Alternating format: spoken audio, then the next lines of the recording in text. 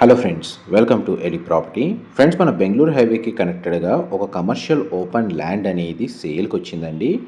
And మీరు ఇప్పుడు చూస్తున్న హైవే వచ్చేసి బెంగళూరు హైవే. ఈ చుట్టూ కాంపౌండ్ వాల్ లొకేట్ అయి ఉన్న ల్యాండే మనకు సేల్కి అవైలబుల్ ఉంది. ల్యాండ్ ఏరియా వచ్చేసి మనకు 4.8 ఎకర్స్ అండి.